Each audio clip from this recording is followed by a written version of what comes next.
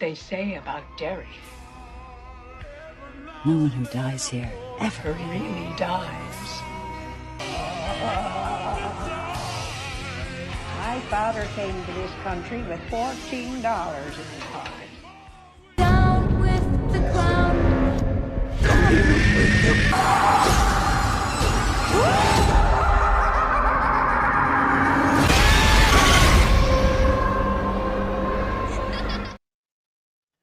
And welcome all to an impromptu of sorts, episode 4 preview episode of It Welcome to Derry. We are just under 24 hours away now from episode 4 hitting our screens tomorrow night at 9 p.m. Eastern. But recently, today, some very interesting new information has come out about It Welcome to Derry and a certain particular clown character that all of us want to learn a little bit more about. And no, I do not mean Pennywise himself. I am talking about none other than the infamous Periwinkle. Periwinkle and Pennywise, or Pennywise and Periwinkle, whichever you prefer. We got some nice new images of Periwinkle that have dropped today that definitely show that she's going to be a much bigger part of the show than just that little glance that we got in the flashback to 1908. Looks like they have some more Periwinkle to show us, which is going to be very interesting, and her connection to Pennywise and Bob Gray and all of that. It looks like they're going to be exploring all of it. And this is some of the stuff that I've been looking forward to seeing the most on It Welcome to Derry. When this show was announced and Andy Muschietti made a point to emphasize that they are going to be diving much deeper into the history and life of Bob Gray and that time period, even though they've kind of changed the timeline a little bit on the shows and the movies compared to the books. It's still relatively the Bob Gray story is widely unexplored. So Andy Muschietti has promised to dive deeper into that. It looks like he's living up to it based on some of these images and some of the future Bob Gray scenes we're going to see. It looks like it's going to be pretty interesting when we see some more of his past. But yeah, today we got some awesome images of Periwinkle, and yeah, we got another clown to learn a little bit more about. Yeah, we did. We got to see Periwinkle, and she is just adorable. I mean, she has the same clown makeup that her dad has, Pennywise. It's just like updated to match her aesthetic with a little heart on her nose. She just looks like the sweetest child, and you could just imagine both of them, like Pennywise and Periwinkle, as they show together, the father-daughter duo, little clown show for the circus, being super cute. It's endearing. It's endearing that she had this show at the circus with her dad. So I'm really hoping that her life was not bad. I'm already attached to her because she's so cute, right? But I'm hoping that maybe she had a very loving father and he somehow is the reason why she's, managed to escape Pennywise, as we assume, right? Because we don't know for sure. Yeah, they've got some interesting stuff to explain here. That's for sure. In terms of Periwinkle, her connection to Pennywise, her father, the human Bob Gray, what happened to him? How come he essentially potentially has gone consumed by Pennywise and has been assuming his identity as well, while she may have escaped his clutches. It's very vague in terms of what they're planning to do here, especially considering there's not a whole lot of source material on Bob Gray. But they're going to be diving a lot deeper into it, and yeah, I mean, she's very interesting. You could, like you said, you can definitely tell she's very much the the child of Pennywise, from top to bottom, from the makeup, the hair, the suit. She's a mini Pennywise essentially. And yeah, it looks like we're going to be learning a little bit more about her. And we've had some interesting theories. Us and some others in the fandom believe we already know who Periwinkle is, and I think we will most likely find out that this character here is the older version of Periwinkle. We see in the trailers at some point a shot of Lily looking through some kind of book in her house with her kind of walking up behind her. And here is the book, the infamous new shots of Bob Gray that we have gotten with Bob Gray and his daughter there. But yeah, I think we're going to find out that this is the older version of Periwinkle, and she's all grown up. Her age would fit for her to be a kid in the 1908 timeline, just like General Francis was a kid during that timeline and is now, roughly the same age as Madeline Stowe's character. And same thing with Rose. Rose was a kid back then, roughly the same age, and Rose is now roughly the same age. So the timeline fits pretty well. It's kind of, I feel like it's pretty obvious that this is going to be Periwinkle.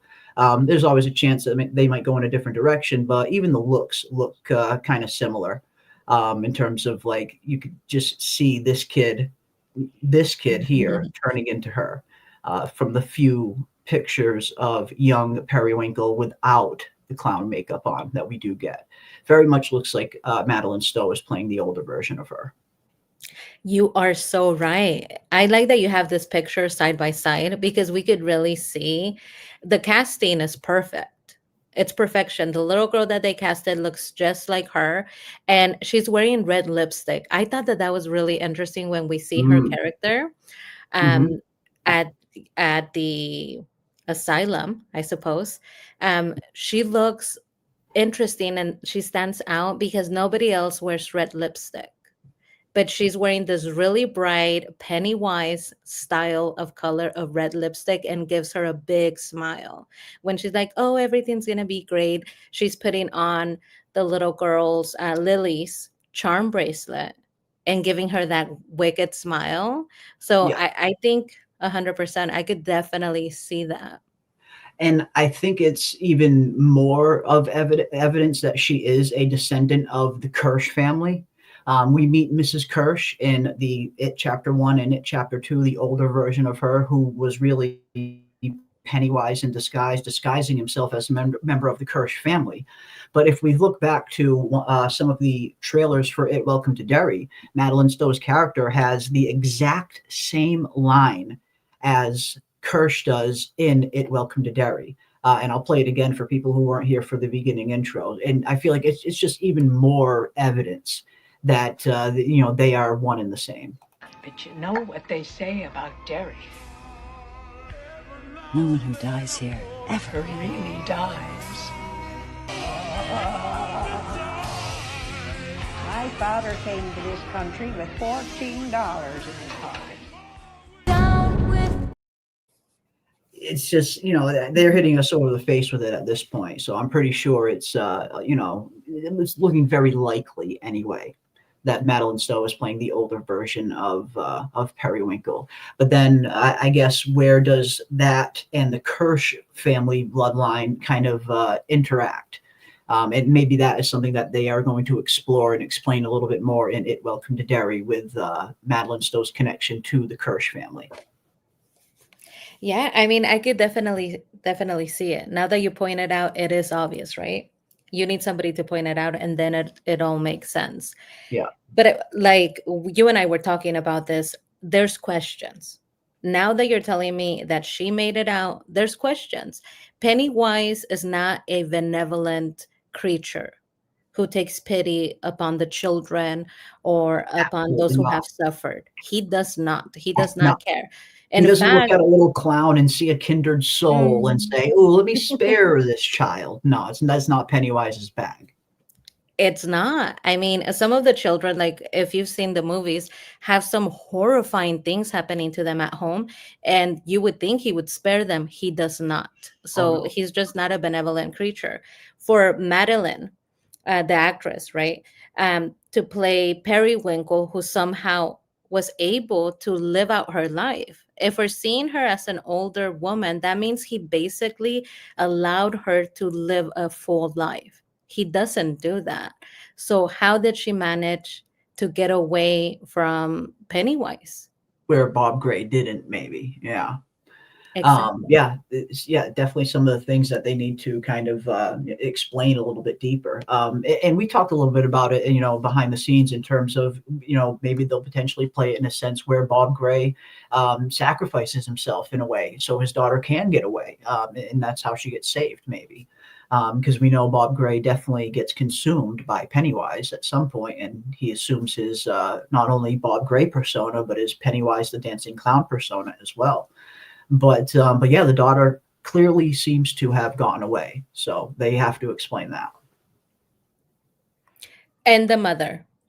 So, there's all of these questions that arise when you're putting in the storyline somebody who has survived. Yeah, Where is the mother? I'm assuming exactly. that they're part of a Who is the traveling mother? circus. Who is the mother? Where is the mother? If she didn't have a mother, the father. I mean, immediately, I think this little clown is darling. Periwinkle is so darling that immediately in my head, I'm hoping that she had such a good father, that he somehow sacrificed his entire being, his body, his image to Pennywise in order to let Periwinkle live. Because Mhm. there is something different about Bob. Pennywise keeps his image. He doesn't just kind of use it and then discard it. He keeps it. Why? Mhm.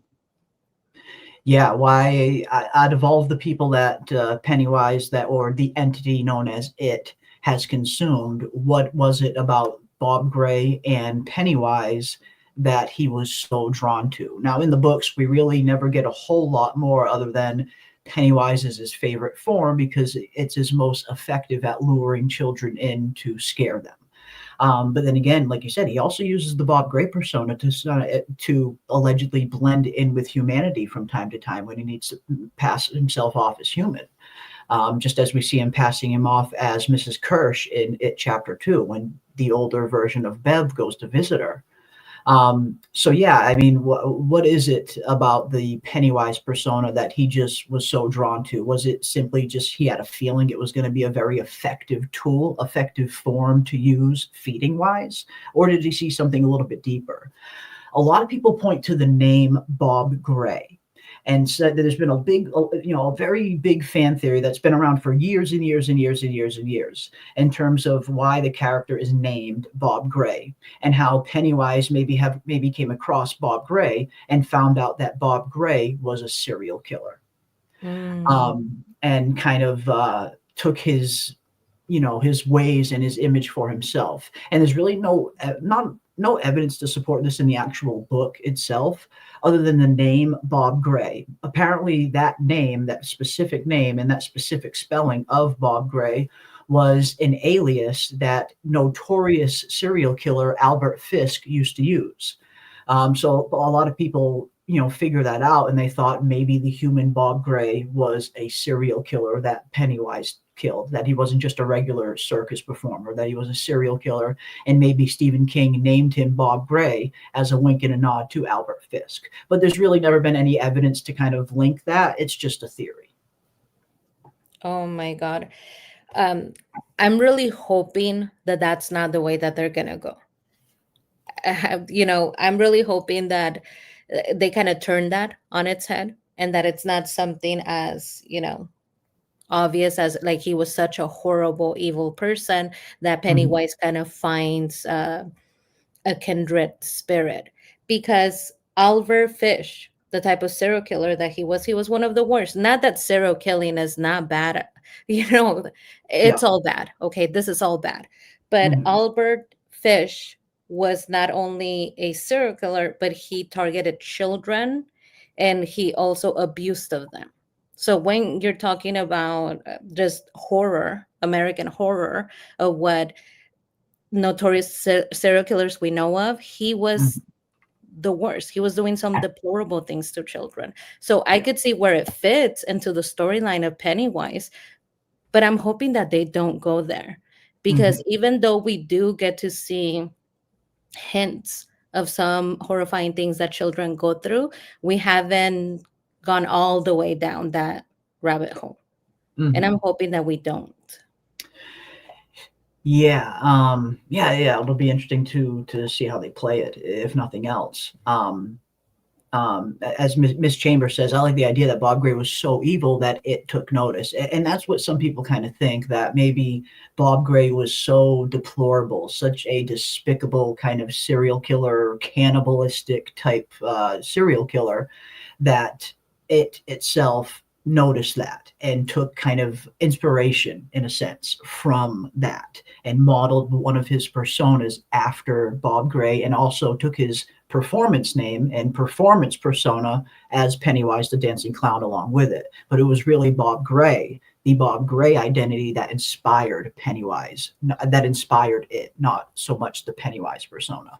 I think it would be an interesting twist, if nothing else. I mean, we look at the whole history there, and we're very much led to believe that it was the Pennywise persona, Pennywise the Dancing Clown, that lured it in, that drew it into that identity. But it would be an interesting kind of subversion if it was really he was inspired by the evil and darkness of Bob Gray the whole time and just happened to take Pennywise along with it because Pennywise was part of Bob Gray.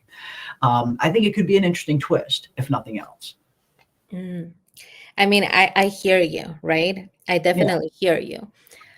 I'm hoping, I'm really hoping that that's not where they're gonna go. Yeah, they might Because not. I'll tell you the thing about Pennywise. We said it in the other live stream. Mhm. There are things in Pennywise that, he's funny. He has that strut, which is Yeah, very, fiery. he's got some swagger. Yeah. Love his strut, right? He can be funny. He can be interesting. He is equal opportunity. Yes. And while he devours the children, he only devours them. And you can understand that as a cosmic entity who needs to survive. And this is how he survives. And making the children afraid, it just makes him consuming them better. Taste better. Yeah. But he has limits, okay? Even Pennywise has limits to where he does not go. He will emotionally hurt the children. He will scare the children and manipulate whatever they're afraid of, but he does not do certain things to the children that this serial killer did. Mm-hmm. And so I'm really hoping that they keep Pennywise as a cosmic entity that devours, because that is what he does. He As in devours children. devouring for feed and less, and more so for feeding purposes as opposed to for pleasure purposes and stuff like that. Yeah. And does not touch the children, doesn't do more to the children, that just, it terrifies the children. But when you're going to go, if you're going to go down the route of pinpointing a specific American serial killer that is notorious for his crimes against children that were deplorable, that's what you're changing Pennywise for me. Mm-hmm. You're changing him because now there's another level that I must add. And in the movies, A more depraved level, you might say. And he is not that, not until now. So in the movies, if you ever watched the It movie, there is a storyline where they kind of touch on a child who's being abused by a human person, not by Pennywise. Yeah. And it's all examples when you look at the movie of how the real world is so horrible and so horrifying that by the time Pennywise shows up to the lives of these children, they're not afraid of him, because the humans that were supposed to protect and take care of them, were more horrible than this cosmic entity. And so it kind of, gives you the moral of the story of how humanity has evil within itself. While we look at Pennywise, he just eats and consumes. And the worst thing that he'll do to you is you're going to float in his kingdom. But I mean, when you compare it to certain things, it's not that bad. That's why I'm really hoping that they don't go that route, because there are, I mean, when you're talking about the specific serial killer, we're taking it on a whole different level. We really are. Absolutely. But I mean, what Pennywise does to his victims is no walk in the park, I guess. Is what I'm trying to say. He's Of course. especially if he hits them with the deadlights. If you get hit with the deadlights, you're literally getting trapped in your own personal version of what your worst nightmare is. It's a personal hell, tailor-made by your own subconscious. But I get what you mean. Pennywise, he instills fear in you and feeds on you. And that's it. He doesn't go beyond that. Whereas what Bev went through from her own human father was beyond that. just like Albert Fisk. And again, it's just a fan theory. Like, I don't think I haven't seen any evidence that ever really connects the two. I think people just saw the name Bob Gray and realized that it was an alias that Bob Fisk used at one point. I think people just assumed and came up with an interesting fan theory that maybe Bob Gray was a serial killer, but there's really nothing that ever suggests that in the book. It's kind of only fan theory at this point. Yeah, I mean, I'm really, I mean, again, you see this periwinkle, this picture you have up, so endearing. She's such an endearing little clown, but there's also so many possibilities since we don't know much about her. Um, is she also maybe possessed by Pennywise? And Hmm. if she is possessed by Pennywise, this would be a different sort of Pennywise tactic that we have not seen of keeping somebody alive and possessing them every now and then. Yeah, This is that'd be something that he something doesn't do. new. Yeah, that'd be something new from him. Yeah.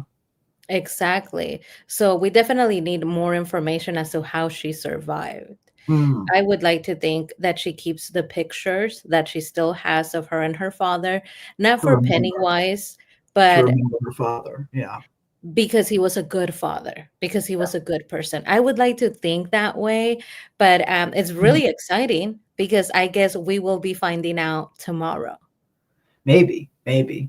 It looks like we're gonna just based on these photos that they've released. It looks like we are gonna get some Periwinkle scenes in this next episode. I don't know how much answers we're going to get, but I imagine we're at least gonna learn a little bit more. Yeah. And again, this is the aspect of the show that I've been looking forward to the most. Like the current storyline, the present day storyline, the 1962 storyline in which the main show is set, is interesting. Don't get me wrong, but the history of Bob Gray, the history of Pennywise, the history of this Periwinkle character, stuff like this has always been way more fascinating. Just because even though we don't know exactly where the story is going, we know based on the cycles that follow the 1962 cycle roughly what characters are probably going to survive and roughly what characters could potentially be on the chopping block. Even though it is kind of a blank canvas, Andy Machete modeled a lot of these characters and made them descendants of characters that are in it chapter 1 and chapter 2. So and by doing that, he kind of gives the game away with some of these Mhm. characters in terms of which ones are going to survive and which ones aren't, in terms of him just coming up with completely new characters that nobody knew their fates. So it's not like the main storyline isn't interesting, but it has that aspect where some of these characters I know where their story's going. Like Will Hanlon, for instance. I won't spoil it for anyone who hasn't seen the It movies, but anyone who's seen It chapter 1 and chapter 2, you know where Will Hanlon's story is ultimately going. So it makes his current story not as exciting, but it just adds a little level to it in the sense where, okay, we kind of know where his story's going. But the stuff with Bob Gray and all that stuff in the circus in the past, that's some of the stuff that doesn't have a whole lot of source material behind it. So that's why I'm very intrigued with some of this past stuff, the circus stuff, why it was so drawn to Pennywise, why it was so drawn to Bob Gray. It's stuff like that is going to be the most intriguing parts of the show for me anyway. Yeah, a predetermined outcome is just as boring as Yeah, somebody surviving just about everything and having plot armor.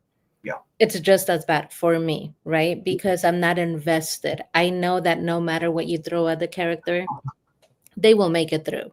I do not need to be afraid for them. I don't need to be attached to them. Something tells me, though, that they're going to find ways to surprise us yeah, because they do have a leeway of changing whatever they want. yes. Something tells me that they're going to pull the rug from underneath us because they did it.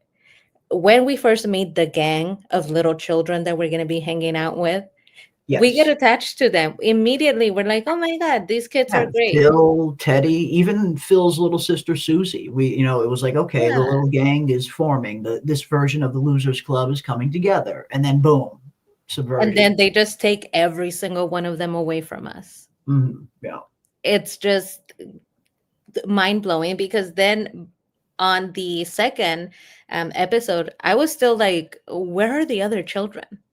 Or what are we doing? I'm so confused. Are these children also gonna go the way that the others did? So they did that, right? That switcheroo, which was really interesting and kind of refreshing because I've never seen a show open up like that where they introduce you to the cast and then they kill them off immediately. Like that's crazy. But it's also really interesting. It was fun. So something tells me that they're making changes that will be surprising because they have Mhm. so far. It is surprising the people that they're choosing to follow that are being introduced into the story. I'm Yeah. really hoping I mean, from this picture, I was about to say, I'm really hoping that the little Periwinkle and Pennywise show has a good ending, but she's Yeah. doing the evil face. She's got the Something evil. she's doing the evil Pennywise face. So maybe Pennywise took over her too. I Great mean, impression too. She definitely could be his daughter. she's got the evil Pennywise look down packed. I mean, when you see the side by side, it sticks out at you that much more. It's like, okay, this is mini Pennywise right here, Pennywise Junior.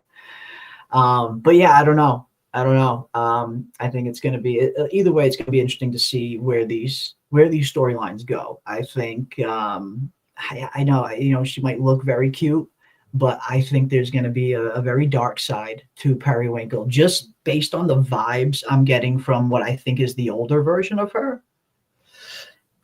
Oh man, I'm getting dark vibes from this kid. I'm getting dark vibes from the older version.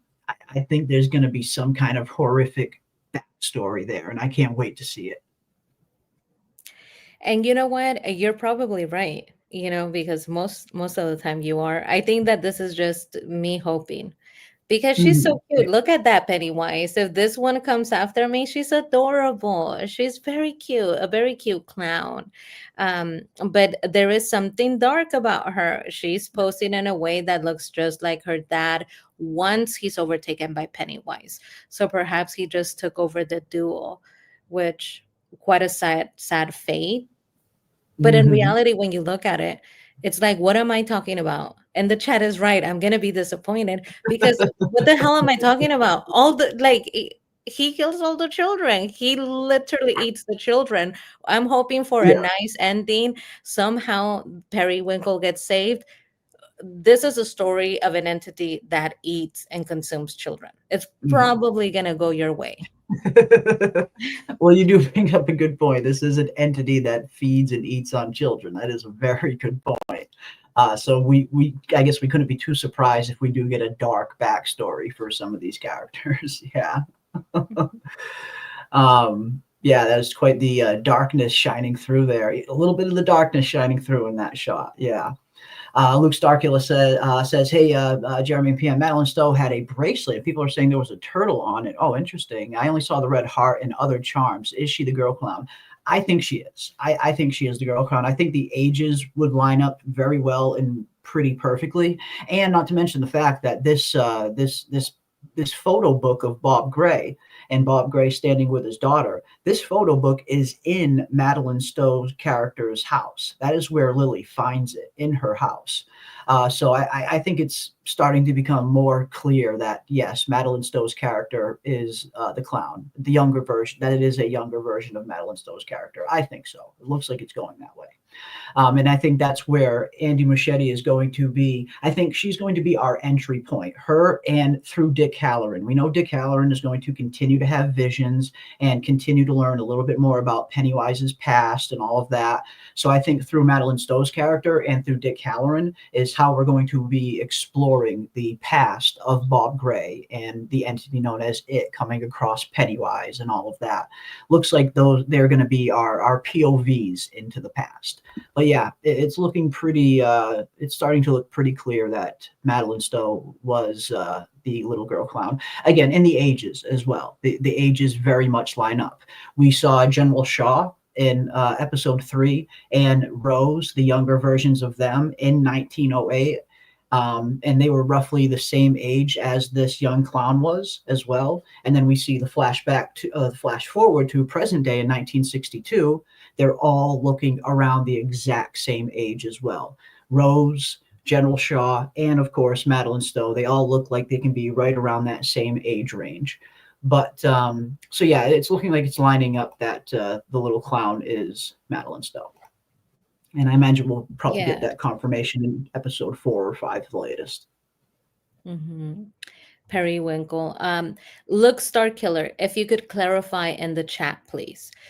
So when they say Madeline Stowe's her character had a bracelet, Bracelet, yeah. the only thing that we have seen with her and a bracelet is when she is at the asylum and making sure that Lily gets ready to be discharged from the Mhm. facility. She's giving Lily the bracelet that Lily owns back. That bracelet is a The one charm that bracelet Lily had, the heart. that Yes, has a turtle. the one that Matt gave her. Okay, that makes Exactly. And so that bracelet does have a turtle. This is the turtle that they got from the Cracker Jack the box Cracker Jack that box. was Yep, gifted to her by her friend. So yep, if that's the bracelet that you're referring to, it has a turtle because it belongs to Lily. Now, yep, if there is a second bracelet, or if her older character yep. has a bracelet with the turtle, I Mhm. mean, I feel like that would let us know that she took out Lily because that's the only way she's getting that bracelet. Yeah, yeah. But yeah, yeah, it looks like he was referring to the Lily scene, the one that you mentioned there. And yeah, that would make more sense. And again, that turtle has really been the saving grace for Lily. We look at the very beginning of the show and how the whole show started. When Matt gives Lily that turtle, it essentially kind of offers her protection from the attack of it later on in the form of the mutant baby. Not only that, but the whole Bert the turtle kind of gave her protection as well with duck and cover. She literally had to duck and cover. That is what saved her from Pennywise. So that turtle has been saving her ass from the very first episode. So yeah, giving it back to her, making a point for us as the audience to see that she gets the turtle bracelet back makes sense. I think as long as she has that bracelet, she's going to be good. But if she loses that bracelet, then she's going to be in some trouble. It seems like it has been protecting her from the very beginning. And it's almost like it's very interesting too, because Matt kind of gave that turtle away to her, almost giving his protection away to her. As soon as Matt gave her that turtle, we saw what Matt's fate was, little Matty. He got killed as soon as he gave up that turtle. It's like he gave up his protection to Lily in a sense, symbolically, I guess you could say. But we have a new member of the channel in Haymaker 710. Thank you so much, Haymaker, for becoming a member of the channel. Very much appreciated. Oh, that's right. And for everyone who is a member, I just made up some all new custom Pennywise and It Welcome to Derry emojis. And I even threw a Pluribus one in there as well, because those are the two shows that we're currently covering here on the channel. So all members of the channel now have access to all of our custom It Welcome to Derry emojis and our new Pluribus emojis. And for the From fans, I made some new Fromville emojis as well, including a new smiley one, a new jade one. I upgraded the Boyd one and threw in a new boy in white one as well. Big thank you. Big thank you for all of the members, for everyone who's been supporting the channel over the years. You guys have been so freaking generous. And thank you so much, Haymaker, for becoming our newest member. I owe you a whoa. Whoa, whoa, whoa. Thank you very, very much, Haymaker. Very much appreciate it. And if you have any particular theory or question on your mind, Haymaker, please let us know in the chat, and we will definitely bring it up and address it for sure. I wonder if it caused Lily's dad's death. Ooh, interesting. Interesting. Yeah. What exactly caused Lily's dad's death? Lily kind of blames herself in terms of her being the reason that the dad had to go back to the factory and he's there at the very same time where the machine breaks down, and he's just the kind of person who always wants to help. So he gets in there and boom, tragic accident, and he dies. I get the feeling we're going to learn a little bit more about that whole death of her father. I mean, maybe it is just as simple as a freak accident, wrong time, wrong place, or maybe there's a little bit more going on. Maybe. Yeah, and there is the place where bad things happen all the time, but everybody kind of moves on. Everybody is acting as if they were in a haze. So it wouldn't be surprising to me that while you're living in a haze, you're not paying much attention to anything. It seems like the people in Derry are just not making logical choices. Yeah. So the fact that he fell in is not surprising. Yeah, I mean, Derry is the kind of place where bad shit just tends to happen. Sometimes not always at the behest or because of Pennywise. Sometimes just the very nature of the evil that resides there just kind of can create a bad luck at times where bad things can just happen in Derry. So it could have just been a tragic accident. But yeah, I guess maybe we'll learn a little bit more about all of that too. But yeah, I'm very much looking forward to episode 4 now. I want to definitely dive a little bit more into this whole backstory of Periwinkle. And of course, fits very well. Introducing Periwinkle and Pennywise, very much stage appropriate names that would fit very well together. Sounds like a father-daughter clown act. That's exactly what it sounds like. Pennywise, Pennywise, the dancing clown, and Periwinkle, the amazing blah blah blah blah whatever. It definitely fits together, the two. And again, you look at the makeup; it's exactly dead accurate to Pennywise, the dancing clown's makeup, and the ages just fit up perfectly. It's coming together. That it looks very much like this is Madeline Stowe when she was younger in 1908, part of the traveling circus. And we're going to learn a little bit more. Looks like we're going to learn a little bit more in episode 4. And from what I'm hearing, we get that silhouette image of Pennywise in episode 4. So I guess you could kind of technically call it an appearance, although it's not like a full-on appearance. It's through the the telescope, excuse me, of Will. Will's looking out his telescope at night, and we see this. We can see the telescope circle here, kind of in the background, and here we see Pennywise, kind of out in the distance behind a tree, looking at Will. So it looks like with this shot is going to be in episode 4, but the first real proper appearance of Pennywise is coming in episode 5. It looks like the full-on Bill Skarsgård and all of his glory will be appearing in episode 5, from what I'm told. So we're going to get a little bit of sneak peek of Pennywise in episode 4 and a lot of him in episode 5. And again, from what I've been hearing, when he does show up from episode 5 on, we're going to be getting a ton of Pennywise. I know it's only the final 3 only the final 3 episodes, but we're going to be seeing a lot of Pennywise in those final 3 episodes. They're not going to be using him very sparingly for those final 3. We're going to get a ton of him. And again, if you look at all of the shots that have been released of Pennywise so far, you put together all of the trailers that they've released from the very beginning, there is a good amount of Pennywise footage. All of which is going to be in those final 3 episodes, it looks like. So we're going to get a lot of him once he finally shows up. Yeah, I mean, it's so crazy to hear the final 3 because I feel like the show just started. It But does with feel like shows that. being so short, Yeah. it goes by so fast. Yeah. Being that we have Periwinkle kind of looking at the children and hiding behind that tree makes me wonder, when exactly is this? Because we know that we have seen her at the asylum and she is older. Mm-hmm. So is that a flashback, right? Um, she doesn't seem super evil, but then again, she has that red lipstick and that sort of smile that lets you know that it has been there, Mm-hmm. or Yeah. has somehow been a part of her at some point. Mm-hmm. I about the turtle, right? You were saying with the bracelet that Lily has, it has a turtle signifying maturing the turtle. I'm Yeah. really hoping that we see more of Maturin's sort of interaction here with Pennywise. We kind Uh-huh. of saw hints for the mascot, right? And the turtle symbolism in episode 1, but then it kind of stopped. I feel like they Mhm. threw it in and then we haven't really Yeah, seen much more. But I'm yeah. hoping that at some point, being that we're going to have 3 seasons, Maturin kind of makes himself known, that we get to Mhm. know a little bit about him. If we're going to be finding out the origin of Pennywise, I'm assuming we will also be finding out a little bit more about Maturin.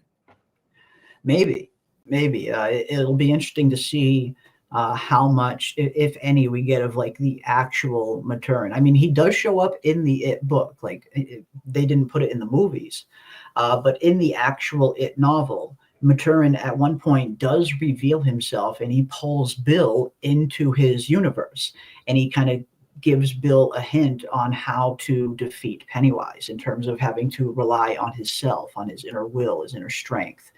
Because Bill in the book is trying to enact this thing called the Ritual of Chud, which they do a version of the Ritual of Chud in the movie, but it's completely different from the Ritual of Chud in the book. In the movie, it's more like a kind of a seance kind of thing to trap Pennywise, where in the book it's a lot different. It comes from a Himalayan mythology of having a back and forth battle of wits between a human and a monster. And Bill sees this. He learns about this lore, and he tries to do this with Pennywise. But yeah, Maturin does actually show up. He kind of gives Bill the exact amount of information that Bill needs to defeat Pennywise, and without it, they might not have won. So he does kind of intervene in the official novel. With this being a flashback, and with this being a relatively blank canvas, and Andy Muschietti does have complete creative control to use all of these characters. I mean, he could, if he wanted to have Maturin like actually show up, he could if he wanted to. Will he? I don't know. I mean, I'm personally, I'm not expecting to see Maturin, but I would love to see a little cameo from the Cosmic Turtle. That would be interesting. Hmm. And looking at the pictures that you're going through, one of the storylines that I have been most interested in is that, as ridiculous as it sounds, the Air Force, the United States Air Force, trying to capture Oh, Pennywise and yeah. turn him into a weapon, that has incredibly turned into an interesting storyline. It's not Mhm. going to work out for them. We know that much. But the fact that they're trying and that Pennywise now is battling the children and also the natives, they're saying we're going to keep him in his cage, plus the Air Force. It seems like this time around Pennywise is going up against way more than he's used to, Yeah. with having somebody that has the shining. He's not Yeah. used to that, and you could definitely see how he was intrigued, like, who are you? But also he was Intrigue. home. He was home. He's like, what? Yeah. Who are you? What's knocking on my door at this time of I'm the fucking owner night? of this house. Yeah.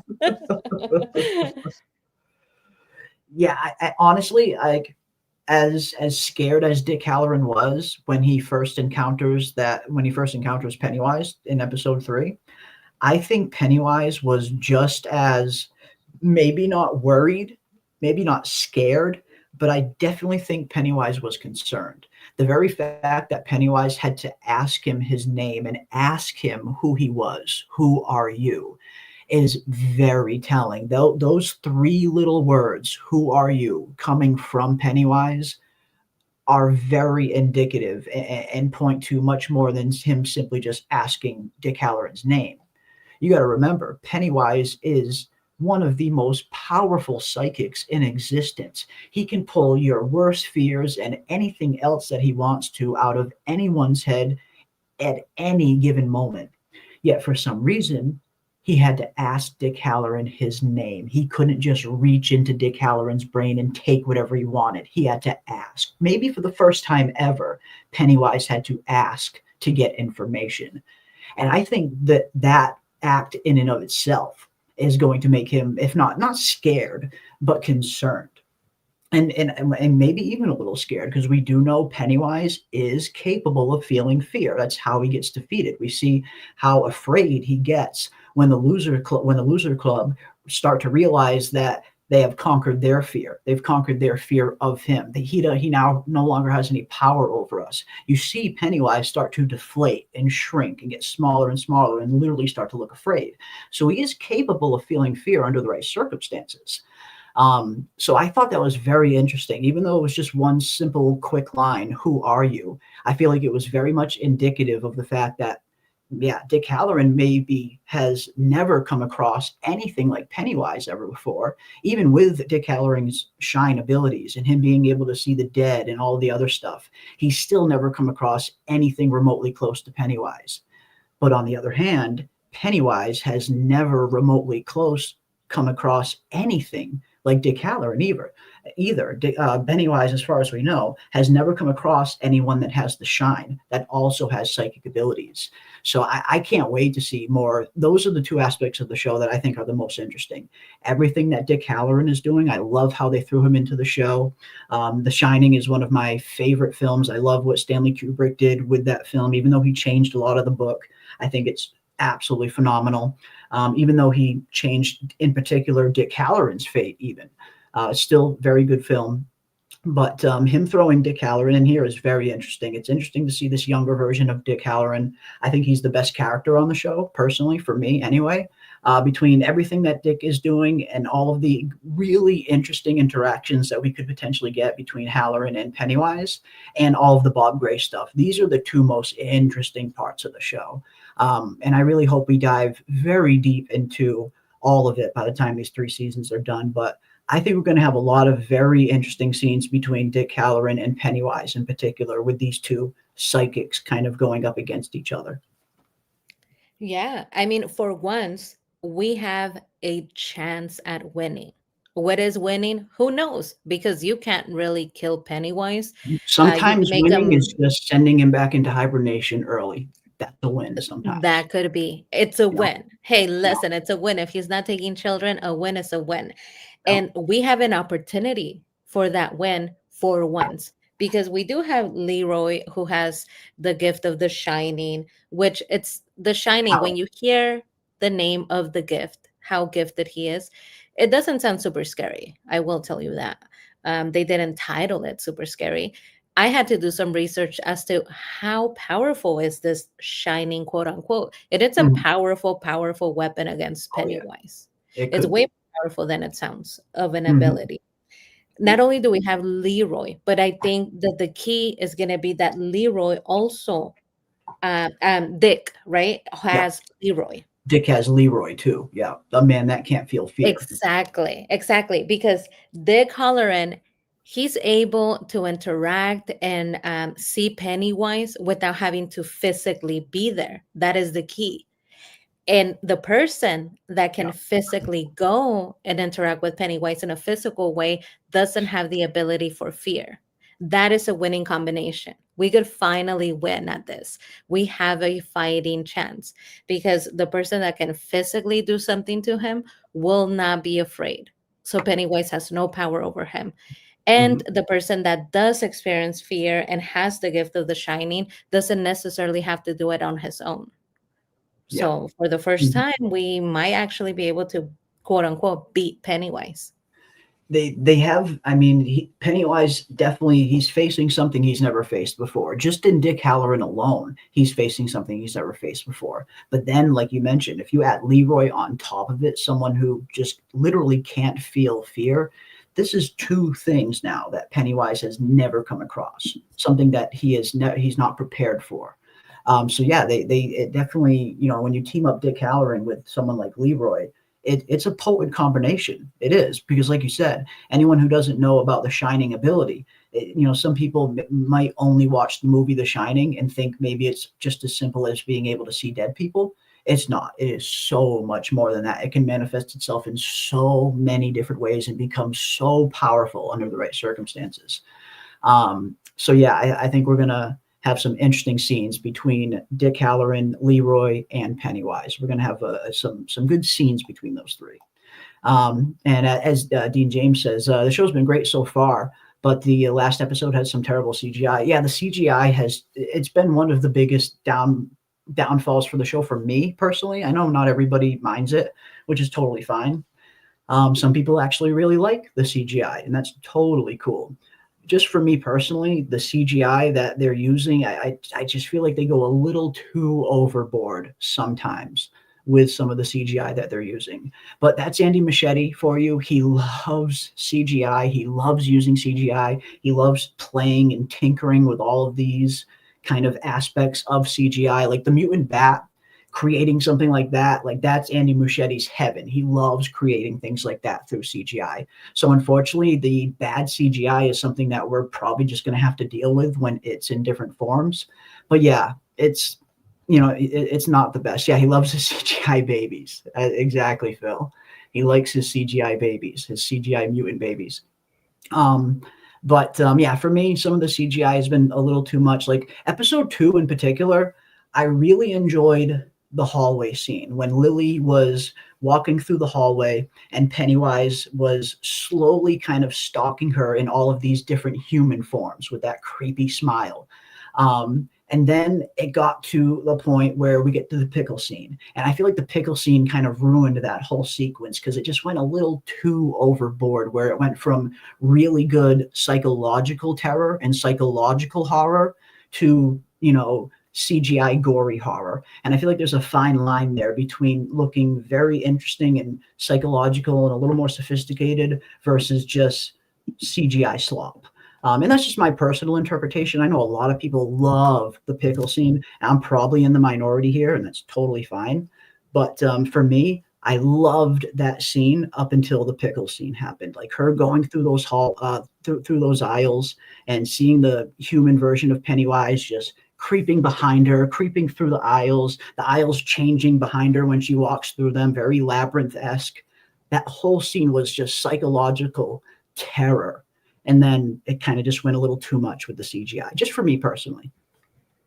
I mean, yeah, but let me tell you, it's a choice. At this point, the bad CGI is a deliberate choice He because loves it. Andy It's Machete his thing. and Barbara Yeah, Machete love that pickle dad. it's his thing. Yep. There's a podcast that they do to go along with the show, and every week they talk directly to them, to Andy and Barbara, and they love their favorite thing was Pickle Dad. They thought it was amazing. They were like super in love with that scene. Yeah. So it's a deliberate choice and Yeah. how bad it is because HBO has the money. Okay. If Mhm. they wanted better things, they could probably afford them. Yeah. But it's campy. I'm accepting it as it's a campy CGI sort of show. It's not Yeah. supposed to be super amazing. It's not supposed to be super realistic. They're going for campy and over the top. They don't Yeah. necessarily care about realism. So does it matter if it's bad? Not to them. They're quite happy with Pickle Dad. I don't like Pickle Dad. He's my least favorite. Yeah, Pickle Dad and the Mutant Baby are probably my two least favorites, just based on the CGI that went into him. But like you said, this is his style. This is his style of filmmaking. This is what he likes to do. This is what he does in all of his projects. You look at anything that Andy Machete has ever done, and you're going to see a heavy amount of CGI every single time. So yeah, like you said, at this point, I've kind of just accepted the fact that it's just his style. And sometimes you got to wade through some bad CGI scenes to get to some really good practical Pennywise scenes that we're going to be getting a lot of in the final 3 episodes. So yeah, you got to take the bad with the good. And again, I know I'm probably in the minority there. I know a lot of people are actually really loving the CGI, and that's awesome. That's great. I wish I was loving it too. I mean, I do. But yeah, that's just my personal take. But yeah, Pennywise is coming, guys. Bill Skarsgård is coming. He has been reportedly supposed to appear in episode 5 for the first time. We're going to get full-on Bill Skarsgård Pennywise for the first time in episode 5. We will see a glimpse of him in episode 4. If anyone saw the episode 4 trailer, we're going to see a little glimpse of Pennywise in this shot right here. This is most likely Will looking out of his telescope at night, and he's going to catch Pennywise peeping back at him. This shot is in episode 4. So technically we are going to see Pennywise in episode 4, but just his silhouette. But I have a full question. on, I have a question, yeah, Jeremy. And you need to kind of like tell us because everybody online with this particular picture that you just put up has been debating. yeah. So if you look at the hair has the pom-poms at the tip. Uh-huh. That's Periwinkle's hair. That's Yeah. not Pennywise's I hair. mean, could it So be is that Periwinkle? really Pennywise? Do you think that's Pennywise or Periwinkle?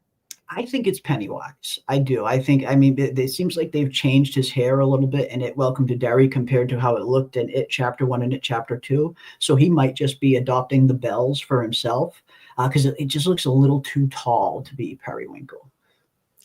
It does. It does have And the it looks like, physical shape of yeah, Pennywise. yeah. I think it's going to be Pennywise, but I like the theory though. I like the idea that maybe it's not, maybe it's Periwinkle, and maybe that's why they're releasing all of these other Periwinkle shots right now to prepare us. It would be an interesting twist if it was Periwinkle, but no, I think it's going to be Pennywise, but I could be wrong. I very well could be wrong. That's for sure. That is for sure. But yeah, it looks like he's going to be making his full official appearance in episode 5. We're going to get full on Bill Skarsgård in all of his glory in Pennywise attire in episode 5, from what I'm told. And again, from episode 5 on, apparently we're going to be getting a lot of Pennywise, not just a few little shots. We're going to be getting a ton of him in these final 3 episodes. And while Andy Muschietti has talked about using Bill Skarsgård's Pennywise sparingly, in terms of, building up to finally revealing Bill Skarsgård's Pennywise. Now I'm not 100% sure if that was a creative decision. I think that was something that Andy Muschietti had to work around because I think he was only able to get Bill Skarsgård to agree to 3 episodes, to be honest. I think that's the case. Bill Skarsgård has a crazy schedule right now. If he was going to agree to do a show like this for 3 seasons, which is going to take up like 6 years, because I imagine they're going to do like 1 season every 2 years, especially with Bill's schedule. I have to imagine that he probably only agreed to do it and under the terms that he only appears in maybe 3 or 4 episodes a season and doesn't have to appear in every single one. So I think the idea to use Pennywise sparingly in season 1, while I like it, I think it's, creatively, I do think it's a better choice to kind of build up to revealing Pennywise. At the end of the day, from what I'm hearing lately, I think it was more of a schedule issue where they only had Bill Skarsgård for the final 3 episodes. Yeah, I would have to agree. Not only with the storyline and what the chat is saying, it's that much more special. The fact that we don't see him so much, right? We're Exactly. still afraid of him. You get desensitized to it if he's on every single shot in every single episode, right? You definitely do. So that works for the actor, it works for the storyline. But I think most importantly, if we're going to go all the way back to the origin of this cosmic entity, we do have to detach the clown from the entity. I feel like we have seen him in clown form and Pennywise form so often that for a lot of people, it's become one and the same. But if you're going back to the origin of letting us know this is beyond Pennywise, Yeah. this thing existed way before Pennywise was even a thought.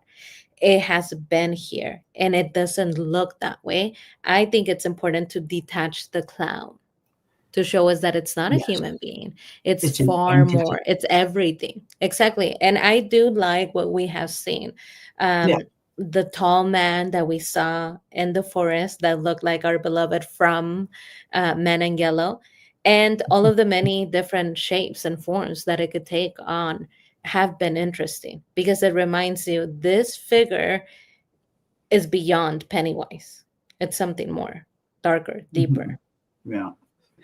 And you're exactly right. And this show definitely reminds us that. I think a lot of people think of quote unquote it and they just instantly think of Pennywise, which is a natural thought. I mean, it's his most popular form, the form he uses the most recognizable and marketable form. But this show is very much reminding us that this is an ancient cosmic entity that is billions of years old, that's been on Earth for already millions of years and has taken on more forms than he could ever remember. So yeah, I like the idea of them leaning into some of these other forms of it before they roll out Bill Skarsgård's Pennywise. Even if the contract rumor is true and they could only get Bill Skarsgård for the final 3 episodes, I think that worked in their favor. So they could use him sparingly. That way they're forced to use him sparingly. Because if you have access to Bill Skarsgård for 8 episodes, I imagine HBO would have wanted to plaster him on as much episodes as they possibly can, because Bill Skarsgård is what sells this show. It's not, for most people anyway, like for people like us, we want to see it all of the other forms. But for a lot of just normal casual viewers, it is Bill Skarsgård as Pennywise that is selling this show. And HBO marketing knows that. So they would want him on as many episodes as possible. The fact that he's only on 3 definitely makes me think the contract rumor is probably accurate. But creative-wise, it worked out well this way for Andy Muschietti to build up to it and use him sparingly.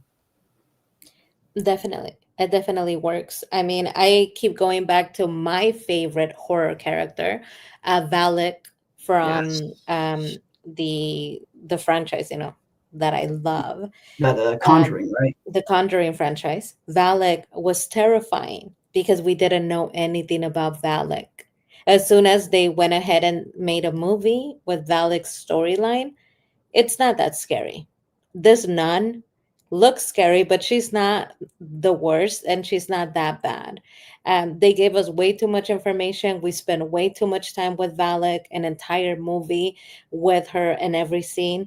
It was too much, right? So I do like when we are able to kind of keep our characters that are terrifying as a mystery, because it's the mystery that makes them terrifying.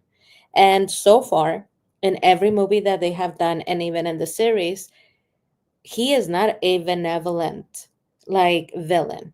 He doesn't have a softer side to him. Yeah. Usually you have this trope now of every villain is a villain for a reason. They have a softer side to them. They have somebody a that they're tragic trying to. origin story that made them a villain. Yeah. Not him. Not Pennywise. Pennywise is sliding down a pole and eating children, and he has no tragic story. He's like, I just do this. Like, this is what I do. You're not going to find a softer side to me. There is nothing there. And there's something sometimes refreshing with having a villain like that from time to time, because you're right. This day and age, it seems like a lot of the villains, they all are. A lot of writers are trying to make villains super sympathetic, and sometimes that works, but sometimes it gets a little overdone these days, where you want the audience to kind of connect with every single freaking villain. Sometimes you gotta just let a freaking villain be a villain and be what they naturally are. And that's what I like about Pennywise, in terms of him being a little refreshing, because he is just pure evil. There isn't a good side to him. There isn't, tragic backstory as to why I'm this evil. No, this is just who I am. I am a cosmic ancient entity that feeds on fear. I am a cosmic being. I am above evil and good. This is just what I am. So it's something that's, villains like this are a little more refreshing at times, as opposed to trying to make every single freaking villain relatable these days, which can get so tiresome. But yeah, it's good to just have a good old fashioned bad guy every now and then. Yeah, and he has fun doing it. That's the thing that's likable about Pennywise. And that's why I like the show. The show is not one tone where it's just horror and despair. He's hilarious. He's likable. I don't know why, but Pennywise is a likable character because he does have fun with what he's doing. He finds different ways of scaring people, and he has fun. He's doing his job, but right, it's that old sort of saying, if you love your work, you will never work a day in your life. He loves his job. He loves what he does. He does. He does. Yeah. And Phil says my girlfriend was squirming through the pickle scene. I bet it's very squirmy, and especially when you find out that they used real pickles. Yeah, creepy, gross, slimy. Luke Starkhill says, watch Dr. Sleep is a sequel to The Shining and shows how The Shine works for others too. Yeah, I mean, if you want to get like a crash course, or at least get an idea of how powerful some people can be that have the shine, Doctor Sleep's a pretty good book to read and a pretty good film to watch. I would say read the book and watch the film if you can. But if you can only watch the film, then do it. It's an interesting follow-up that follows Stanley Kubrick's version of The Shining. It's a direct sequel to Stanley Kubrick's The Shining. And it didn't really do well in the box office, but I think that's one of those movies that's going to get appreciated a lot more with time as time goes on. I think it's one of Rebecca Ferguson's best roles ever as Rose the Hat. Rose the Hat is one of the best fucking villains ever, and Rebecca Ferguson played her so well. I thought Ewan McGregor played a pretty good older version of Danny. You know, we see young Danny running around the halls or riding around the halls in The Shining on his little bike. Now we see him all grown up, and we see how he has kind of followed in his father's footsteps in a sense, in terms of becoming an alcoholic, messing around with, women, unsavory types and stuff like that. Like, for everything that his father was, as hard as Danny tried to fight to not become his father, he ended up becoming his father anyway, at least for a time. He's got a good redemption arc and everything. But Dr. Sleep it's a pretty good follow-up to The Shining. I like that film. I think that film doesn't get the credit it deserves. It was a good sequel. And you get to see how powerful some people can be with the shine. Like Abra Stone, for instance, one of the characters in Dr. Sleep, young Abra Stone, incredibly powerful with what she can do with her shine. Okay, so tell us, Jeremy, since you are our encyclopedia for all things Pennywise, how exactly, give us examples of how exactly Dick Halloran can use the shine to hurt Pennywise. I know he could see him, but what other things can he do? I think it's going to be mostly a psychic warfare, some kind of psychic manipulation, some kind of psychic battle that he could potentially maybe inflict on Pennywise. Pennywise is so used to hopping into people's minds and just dominating them, pulling whatever he wants out, finding whatever he wants out about you. But with Dick Halloran, he's not going to be able to do that as easy, because Dick Halloran also has, not as powerful, but also has psychic abilities. It's really a matter of how they choose to make Dick Halloran's shine manifest. When you look at the Shining and Dr. Sleep, Dick Halloran, his shine is mostly usually kind of predicated on telepathy and seeing the dead. We don't really see what else Dick is really capable of. He's kind of presents himself as this like older, wiser figure, though. So you definitely get the sense he probably has some tricks up his sleeve if he wanted to.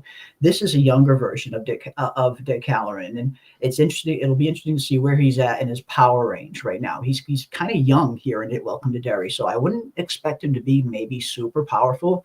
So I don't know how much he would be able to do against Pennywise, especially in the terms of hurting him. But if he was a powerful enough psychic, if he had like maybe Abra Stone level power, like the character we see in Dr. Sleep, then he could maybe psychically kind of go toe to toe with him, maybe. So I know that Dick Halloran talks to Leroy and tells him he wasn't able to see him and his thoughts, right? That there was almost like a barrier there. He wasn't thinking about his family. Usually when people are afraid or they're facing the end of their life, they will go through a series of thoughts. Yep. And Dick Halloran was saying, I didn't see any of that. So we know that he could see into people's minds and what they're currently thinking. Yes. Can he do that potentially for Pennywise? Maybe. Can he look into Pennywise's mind the same way that Pennywise looks at others and see what he's thinking, see what he's planning and what he's up to, and give us an insight as to what he's afraid of? I think it's very possible. I think it's very possible that Dick Halloran could maybe potentially get into Pennywise's mind. I mean, again, they're kind of writing with a blank canvas here, and them throwing Dick Halloran in, there's really a wide range of stuff they can do with this younger version of Dick Halloran, because there's not a whole lot of continuity and lore that they need to follow for his character at this timeline, other than him arriving at the Black Spot incident and having a part to play in the Black Spot incident, and how he uses his shine ability to save people during that. I think that's where we're going to see an interesting kind of standoff between Dick Halloran and Pennywise when we get to that Black Spot incident at the end of season 1, probably be in the last episode or maybe second to last episode.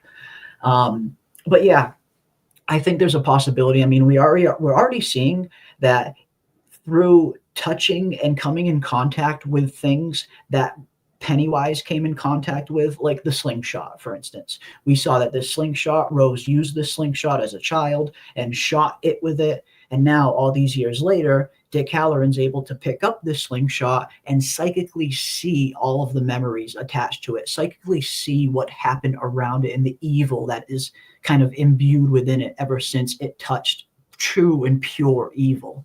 It leaves a mark. True and pure evil leaves a mark. So yeah, I think it's very possible, if he can get a hold of the right object, or if he can get close enough physically to Pennywise himself, he could potentially see some of Pennywise's past, some of its past. I think you could maybe get inside of his head under the right circumstances. That's very interesting, because what is a cosmic entity afraid of? What does a cosmic entity think about? Pennywise, in terms of Pennywise, the only thing that we have any kind of evidence that he has anything remotely even close to fear is when it comes to Maturin the turtle, the one being that is his direct rival, the Cosmic Turtle. And the Cosmic Turtle is even described as the entity known as its brother in some cases.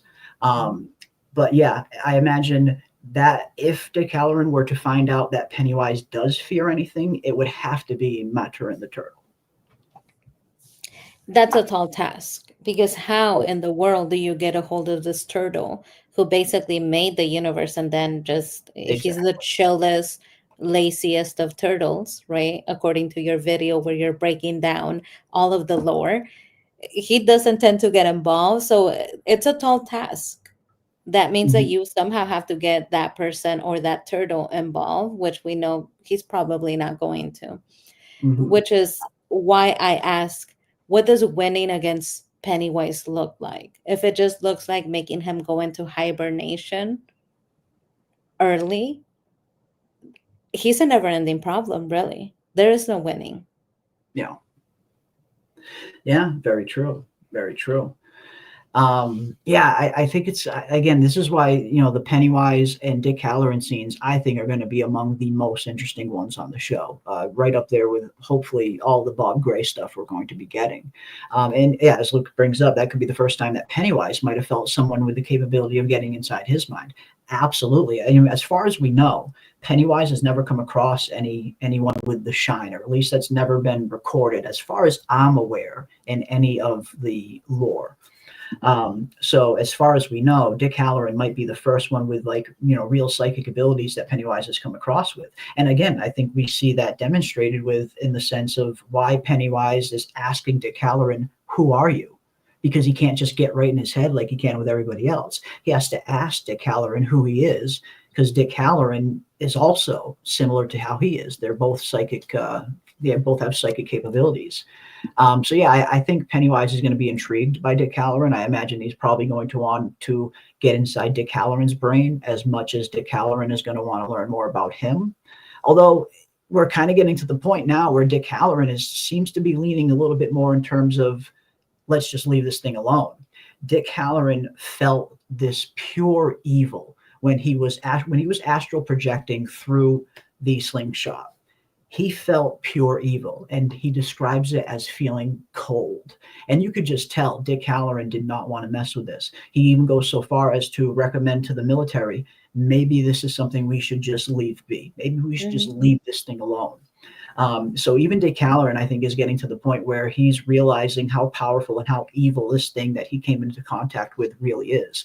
And he is going to urge the military, I imagine, he's going to continue to urge the military to just walk away from this whole project and leave it alone. But We know the U.S. military. We know that they're up against the gun. Shaw very much believes that this is the only thing that's going to help them win the Cold War. So I don't think the military is going to be dissuaded from their task, which is going to lead to catastrophe. But yeah, I don't know.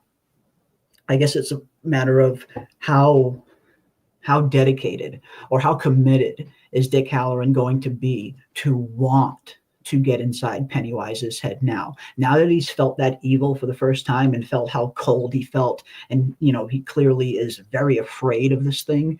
Dick Halloran might not want to even try getting in Pennywise's head unless he gets to a point where he can kind of overcome his fears, which he probably could, I imagine. This is the thing.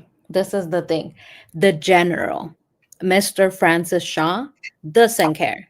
He does not care. He basically told them, and he's got he's leverage. like, listen, Dick Halloran, I hope you get well, because we're getting out there. You're going to do it. It doesn't matter.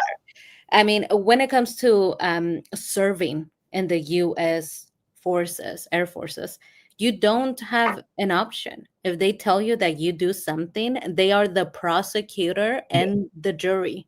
Well, You and Dick have to Halloran's do got that. all these, all these extra privileges that he's been enjoying. Like someone was asking what the black spot incident is. We'll talk a little bit about that in a minute too as well. But even getting the whole black spot in and of itself, he gets from the military. Like they have a lot of leverage over him. So you're right. I mean, it's not going to be Dick Halloran's choice. They don't even have to give him anything. I mean, the perks are nice. But when it comes to, as anybody who has people that have served for the government, or orders are orders, yeah. Not only orders are orders, but you're held in contempt. They can force you to do whatever they want because the court that you would advocate to is them. Mm-hmm. And guess what? They ruled against you. They said, you better get well because you're getting right out there. Or and if I want you, if I want you to look for Pennywise so I could use him as a weapon, you're going to look for Pennywise. You have no option. But I really like what the chat is saying here. Tiante says, that turtle don't want to do nothing. Yeah. It's my biggest problem with the turtle, okay? That turtle, nothing. Yeah. Laziest of creators. He wants to do nothing. He knows how bad Pennywise is. And guess what? Does he bother? No. Nope. Only sometimes. He's like, I don't know. I guess it depends. He's just, it makes it seem like he's just eating. And what is he eating and consuming that when he has indigestion, he creates worlds? He creates a whole universe.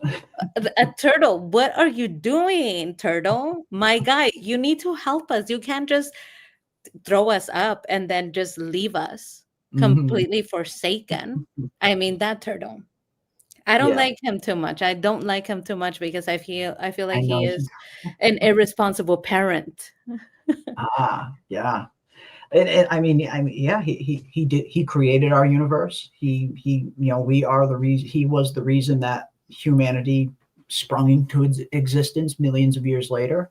And yeah, he doesn't pay much mind to Earth. And now, there is a reason for that. Once you read the Dark Tower series and you learn a little bit more about Maturin and the 12 Guardians of the Beam and all of that other nonsense, you at least get an explanation, a light one, as to why Maturin isn't as concerned with Pennywise as we would want him to be. It's not a satisfying answer by any means, but you at least get an answer. But yeah, I mean, we see him intervene only that one time when he pulls Bill into the Macoverse and gives Bill some hints on how to maybe defeat Pennywise. Other than that, he's kind of like, he's described as just this unseen force for good. Kind of this ethereal force, this ethereal presence in the background, but never fully directly getting involved. Yeah, he's one of those lazy deities. I mean, force for good, force for nothing. Force for good means that you're getting involved. You're in the trenches. You're doing something. He is in the trenches. I don't see him. I don't see him in Derry. No, not in Derry, but he's in the trenches in a much larger cosmic scale that makes that kind of to him makes the problems in Derry look minuscule in comparison, especially considering he knows the entity known as it can't leave Pennywise. It can't leave Derry. He's kind of stuck there. He can only do damage there. Yeah. Whereas Maturin, he's one of the 12 guardians of the beam. And we learn that he's literally responsible for protecting the Dark Tower against the Crimson King. And if the Dark Tower goes down, every universe, every multiverse, everything everywhere falls. So he's not in the trenches here, but he is in the trenches defending the Dark Tower from the Crimson King. That you find out in the Dark Tower series. But if you read it alone, yeah, he comes across as just a lazy deity. So never mind the kids in Derry. He's like, listen, I Never got mind bigger kids things in to do. Derry. Never mind them kids in Derry. Who cares Screw about those them kids? kids. Screw those kids. You could eat them. I don't care. Snack on them. I don't care. I have bigger things to do. But I really like what the chat is saying. The turtle minds his own beeswax, says Haymaker. Yeah. And he really does come off like, listen, I'm just minding my own business. And that's none of my business. I don't care Yeah, about my business is their the tower. My business is being one of the guardians. That's his business. At least that's what he feels. But yeah, I mean, yeah, he just leaving the kids of Derry, Maine to fend for themselves, to get snacked on by good old Pennywise once every 27 years as he defends a freaking tower. So yeah, it's I have problems with that turtle. I have problems with that turtle. Also because there is no defeating Pennywise. And this is where I get depressed, okay? This is where my clinical depression kicks in. We are fighting, we are attempting to like play chess with Pennywise and strategize. There is no beating him. If you just said that he's basically the turtle's brother and he's this super powerful cosmic entity, there is no defeating him, there is no killing him, only sending him back into slumber early. Then what mhm, are we doing? Like, we're fighting a losing battle. There yeah, has to be more, and that's what I'm hoping with the series. I'm really hoping that they expand on mhm, the possibility for him to go down, because a villain that always wins is also not interesting. We need there to be high stakes. We need him to have um, a possibility of leaving the earth. Why is he here? Where was he before? Right? If he's here, that means he was somewhere before. Can we send he him was back? in yeah, he was in the Macroverse, where the cosmic turtle originates from, where Pennywise or where the Deadlights originate from. The Macroverse, a universe beyond our own universe, is where Pennywise originally comes from. And that is a good question. I mean, he got here. Is there a chance to ever send him back to the Macroverse? Who knows? Maybe. Maybe. I don't Send know. him packing. Send him Send him back. packing. Send his ass back. But yeah, will we see the cosmic turtle in the show? I don't know. I don't think so. I mean, certainly not in season one. If I mean, Andy does kind of have a blank canvas here. So if he wanted to have an appearance of Matur and the turtle, he could if he wanted to. But I don't know. I guess we'll have to wait and see. But yeah, see the turtle of enormous girth. On his shell, he holds the earth. His thought is slow, but always kind, but always kind. He holds us all within his mind.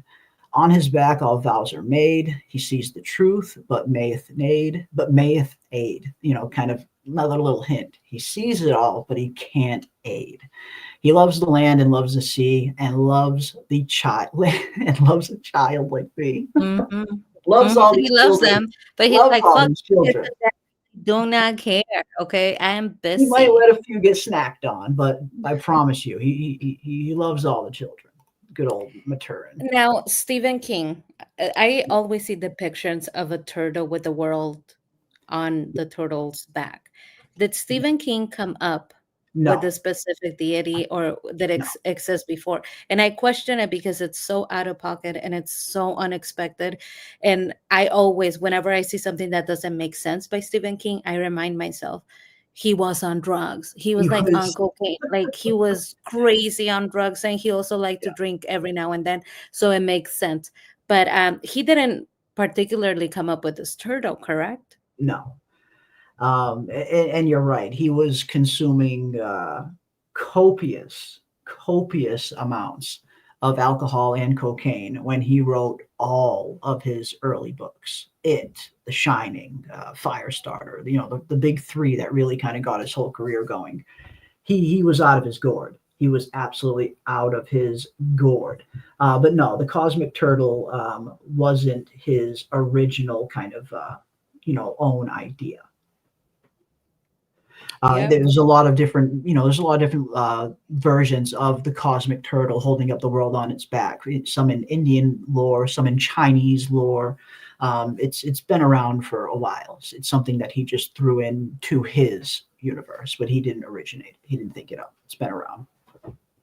Hmm.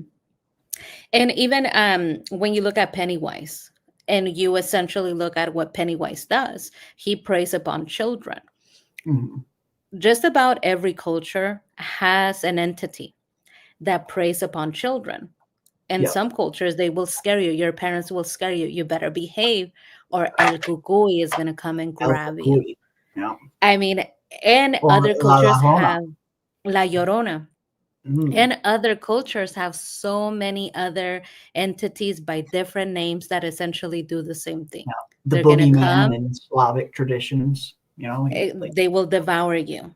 They're going to Krampus. take the children, they will devour you. So essentially, Pennywise is another form that already existed. He just created this Pennywise character that kind of seems to fit just about every folkloric idea of this entity, that if the children are not good, he will Yeah. take you. Yeah. What's interesting about Pennywise is he doesn't care if you're good or not. He just will eat you. Oh, In yeah. fact, it seems like he preys on the nicest of children. I mean, you see Will, and Will is talking all about how much he loves science, and Mhm. Lily seems to be very sweet. Her mother, we saw Lily's mother, and her Mhm. mother's acting and behaving just like all of the other adults Very do in cold, Derry. very Super distant, cold, very despondent, almost very super detached. angry. Mhm. Exactly. Super angry, super cold. Um, but that's, usually what all of the adults do in Derry. I want to see Pennywise go against adults. I feel like I'm tired of seeing him preying upon the children. He needs to That's pick on someone basically, his own yeah, side. yeah, yeah. And we do get a little bit of that satisfaction in it, chapter 2, when we see the Losers Club come back to Derry 27 years later when they're all adults. It's a little bit of a different playing field when he's not frightening children, and you see that play out in it, chapter 2. Exactly. And we're going to see it play out And we're on going the to see here, series. yeah, with Halloran and Leroy, absolutely. We're going to And see, all of their other Air Force men. So it's yeah, not just them, but we do get a shot in the trailer where it's like a band of brothers, Air yeah, Force men that are told to go in there, probably because Dick Halloran told them probably where track Pennywise lives, Pennywise to the well and they house. send them all in there. They send them Mhm. all in there to mess with Pennywise, and we get to see him. I'm also wondering, I'm fixated on the scene of him sliding down a pole, and I'm thinking that's that's for the airmen. He's putting on a show for the airmen. That's probably for them. Maybe. Could be. Could be. I mean, the way they portray it in the trailer, he slides down the pole and then we see the kids all yelling and screaming, but we know how trailers like to be deceptive at Mhm. times, and those could have been two totally different scenes cut together to make it look like it was the children. But yeah, I want to see that scene too. I definitely want to see good old Pennywise, sliding down this pole, and who exactly is in front of him. Is it the kids or is it Dick and Leroy? Because we do know Leroy goes down into the tunnels at some point. We see that shot of Leroy down there in the sewers, and he sees a vision of his dead wife laying in the water with a bullet, wound through her head. So even though he kind of can't feel fear, Pennywise still manages to pull something out of his mind that is horrific to him, the death of his wife. So even someone who technically isn't supposed to feel fear is also still susceptible to Pennywise. So yeah, it could be Halloran and Leroy, or it could be the children. But I'm looking forward to seeing this scene too. Yeah, here we go. Him just sliding down this pole. Oh my God, that's the funniest still. Look at his little face. He would Yeah, make a hell this of is a gonna be a midnight good one. ballerina. This is going to be a fun one. Yeah, this is going Yeah. to be a fun scene for sure. And Bill Skarsgård plays the role so well, doesn't he? I mean, like you can see why he hasn't minded playing this character over and over again, because usually he's the type of person, he said he doesn't like playing the same character more than once. Pennywise is the only character, I believe, that he's played in multiple different productions. Because for something about the character, he really enjoys. He likes getting into the suit. He likes getting into the makeup. He likes becoming this kind of evil clown. Like, he has fun with it. And you can tell it definitely comes through in his work. Like, he's having fun doing these creepy, weird clown scenes. I mean, yeah. When I think Pennywise, I know that a lot of people are attached to the iconic original Pennywise, but for me, Bill Skarsgård is Pennywise. There's Yeah. just something extra. He has this joy about him, this joy that is malevolent. And really, his entire family, the Skarsgård family, is, Mhm. uh, I mean, the most talented group of Yeah, they're men. all great. Yeah. They're all great. They're all Yeah. great and very unique in their Mhm. appearance. They have this unique look about them. Yeah. Um, And even their it's father, Stellan perfect. Skarsgård, also phenomenal actor. Yeah, I mean, that family, could you imagine the talent? And I Mhm. was telling you, I read in an interview, they have a little brother that's about 12. So Uh-huh. the Skarsgård family has a 12-year-old within the family, and this little brother was getting bullied. Oh, geez. Could you imagine? It's like, what is wrong with you, kids? Like, do you know who his older brothers are? You're Yeah, crazy. You're crazy to be bullying him. that's nuts.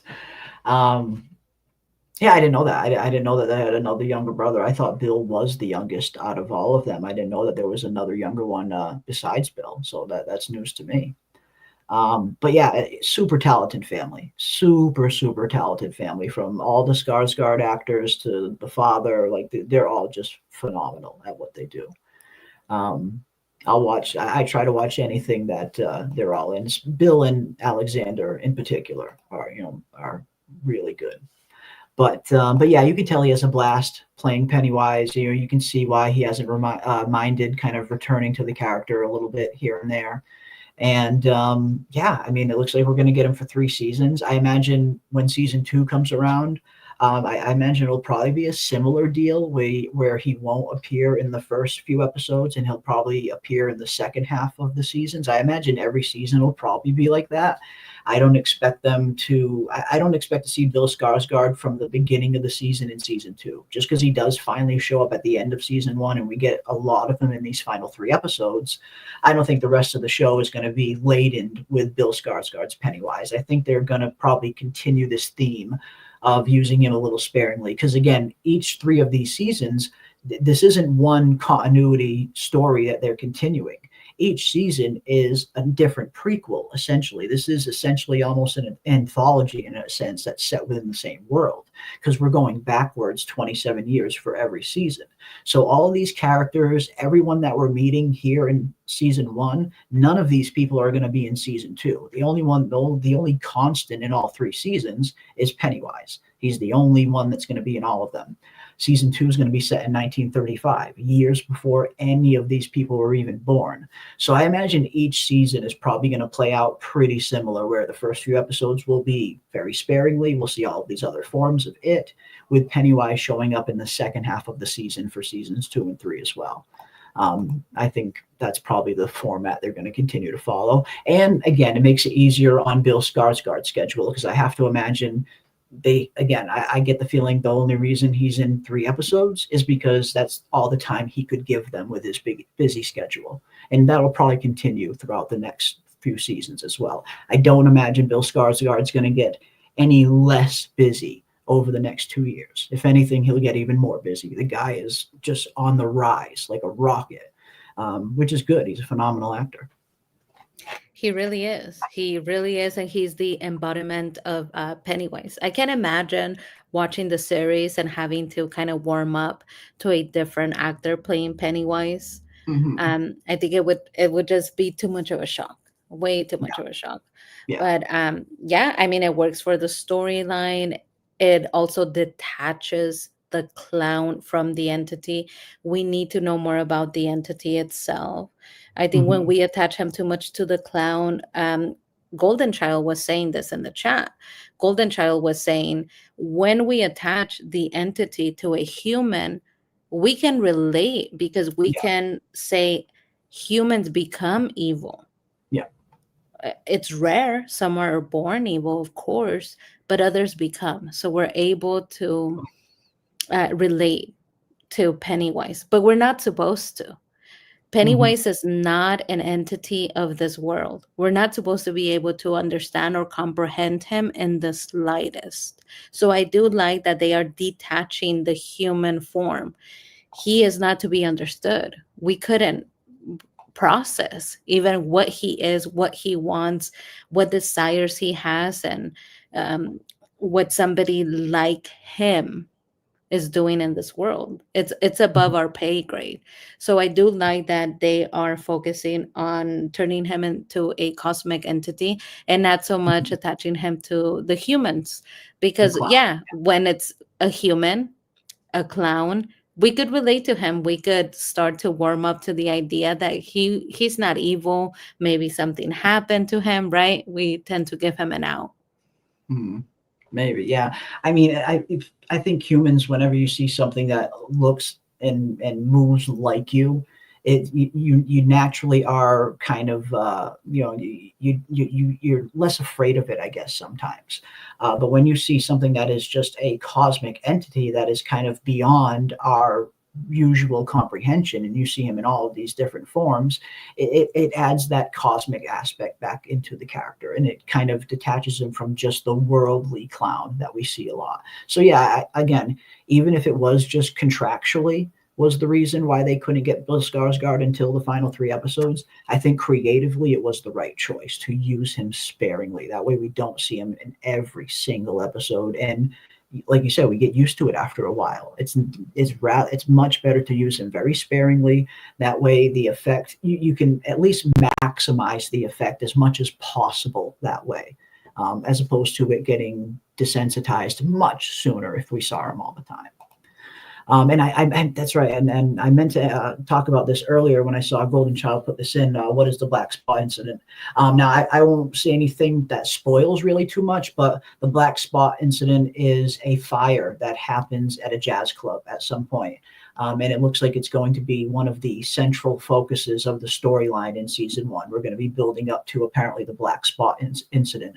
And it's one of the incidents from Pennywise's past. When you look at his past and some of the cycles in which he was alive, each cycle has some kind of big moments that happen that kind of mark that cycle as one of the times that Pennywise was alive. In this timeline in 1962, that was the Black Spot incident. In 1935, in season two, it'll likely be the Bradley Gang massacre, which we see a little preview of in the intro sequence for Welcome to Derry. And then there's also the Ironworks explosion that we also see depicted in the intro.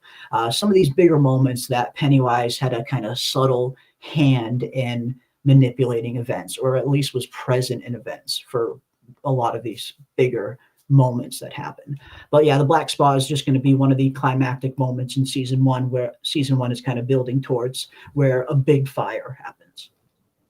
And we'll see why and how it develops and all of that without spoiling it. But it's going to be probably a big event in season one. And you know what I'm wondering about the Black Spot incident? So, like you said, without going too much into it, we know and we have seen that Dick Halloran, Is he and is is involved, yeah, some uh, in some capacity. yeah, and what I was gonna say is like he and his buddies have been trying to find a place that is their own. Yes. They have a hard time being able to socialize, to have a couple of drinks and kind of hang out in a Mhm. place that accepts them. Depending on who walks into the bar, they get kicked out. because whoever doesn't want them there. So Mhm. they have been asking Dick Halloran, who happens to be a great friend. He's such a great friend. I'm Mhm. really liking how I'm seeing the interaction between him and his buddies that keep Mhm. asking him, well, if you're doing all this for them, ask for Yeah. perks. Get us We this, get us that. help us out, we want things. And he does. Immediately after he gets hurt, he's like, hey, the guys would be very happy if we could have our own place to de-stress. So we Mhm. have seen that there is a desire for that. So it has to be a place all of their own, somewhere Yeah. that is welcoming Yeah. to him without asking him to leave, right? And to his buddies. Now, they have also made a big emphasis, and I have been thinking about this. Leroy's wife is an activism. She really, really loved that. She moved, and that's what she misses the most. And she talks to Dick Halloran when he's over for dinner about her activism and how much she misses it. I'm wondering, why do they keep mentioning it? If they keep mentioning it, that means that his wife is going to get involved somehow. And I I think think she. this is where she gets involved. Okay. I think I was thinking that she might be getting involved with Ronnie's father's case. Exactly. Um, But then also, I think when you see a place that is being predominantly um, used by a certain ethnic mhm. group, and then it goes up in flames, you're probably gonna think, hey, what's going on here? There is Okay, there, like you know in what I the mean? aftermath, will she want answers? Yeah. Okay. Yeah. Exactly. And that's gonna put her directly at odds with her husband. Her husband is not too happy about that. He wants her to be quiet and smile and say that everything is right.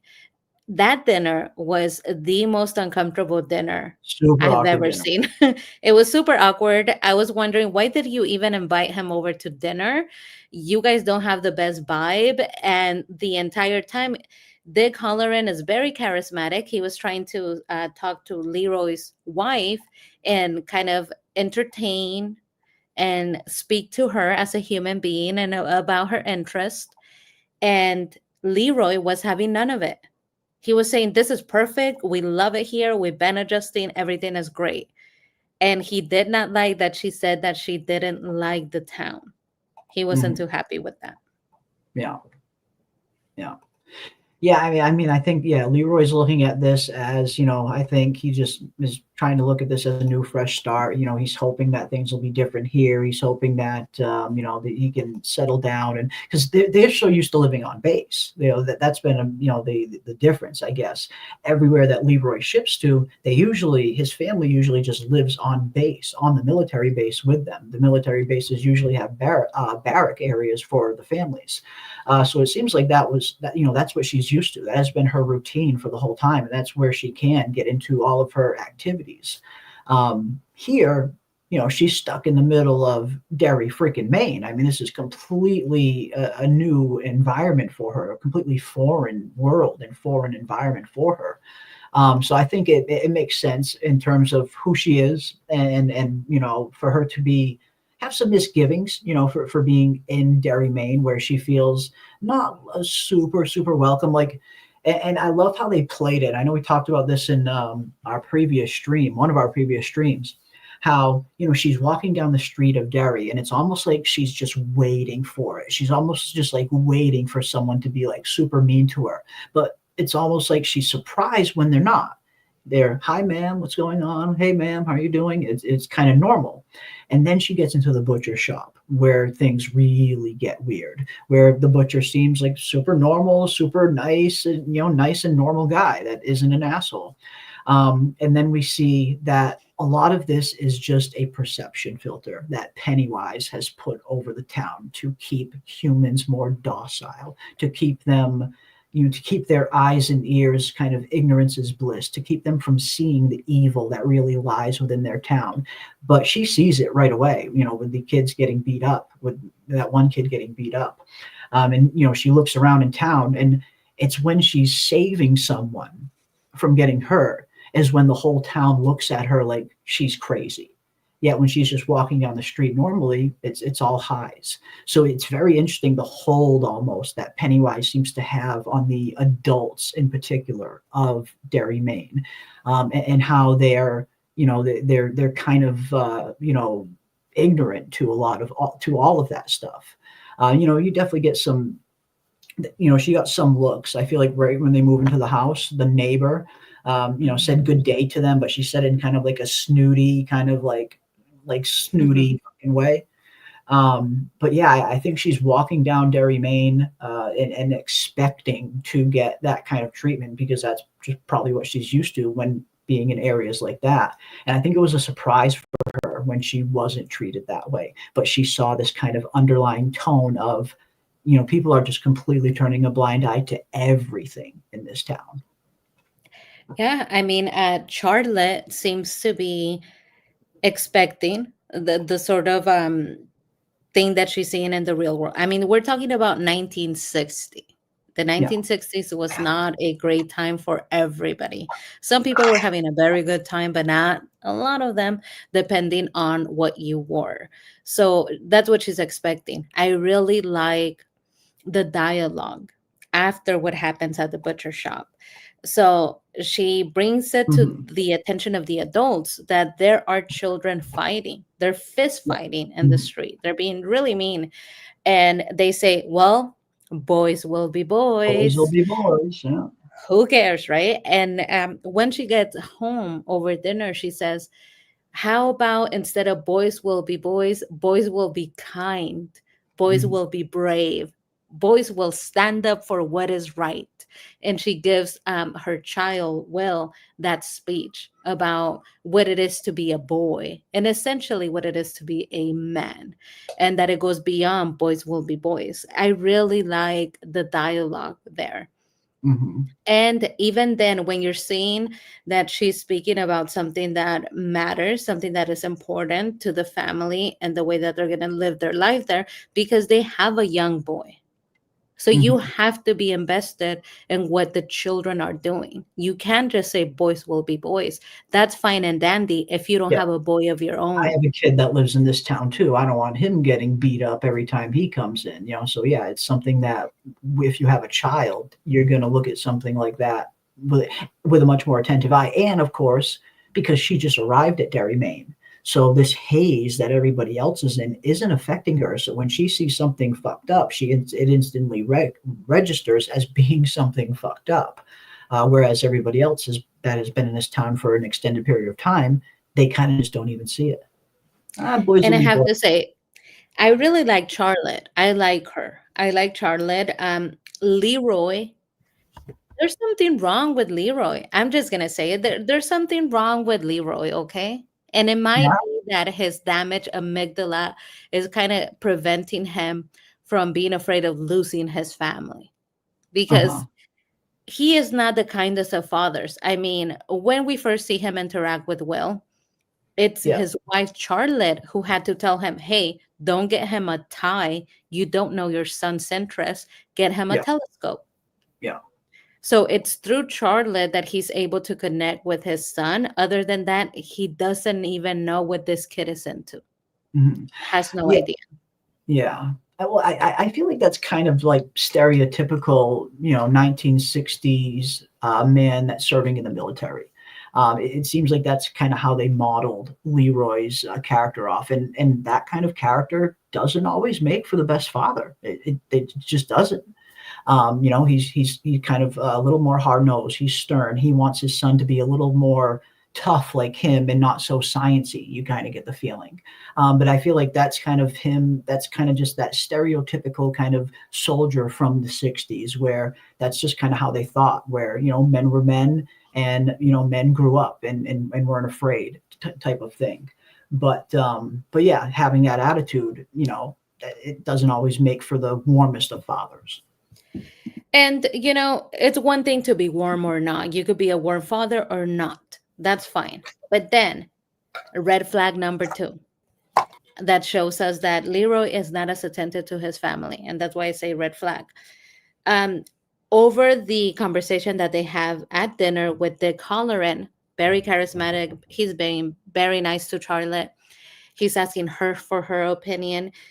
He talks to her about her activism. She says, I really miss it. I miss this. I miss that. And he says, oh, really? You were in the group, right? And she says, yes, I was. However, Leroy thought it wasn't appropriate. He didn't want that affecting his ascension up the ladder. Yeah. And she makes an emphasis on that. So I think that gives us an insight into Leroy as a person. When we first see him arrive, he sees another airman, that being Dick Halloran, who is there, who happens to share the same racism, if you will, because we immediately see somebody be very, very rude to Leroy. And instead of smiling or finding a common understanding, he keeps giving him the eye, like this evil eye.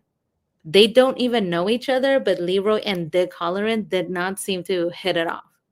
They were just looking at each other in this particular way. And his wife, Charlotte, saying what he cares most about is his ascension up the ladder. Lets us know that Leroy will do anything. That is above family. It's above his wife and everything. It's above all. He serves. And, maybe that's why he's a great general. So he's going to go down there with Pennywise. If they ask him to go down there with Pennywise, oh yeah, he'll go. Yeah. He's going to go. He's not going to care. He's not going to assess the dangers. He's going to go. And may I add, how shady of Francis Shaw, the general. When Leroy first got there, do you remember how he said, oh, we're so looking forward to a happy, normal town. And he's like, oh, you're going to love Derry. It's such a normal town. When he knew that Pennywise was living there, he tells him, this is a great place for your family.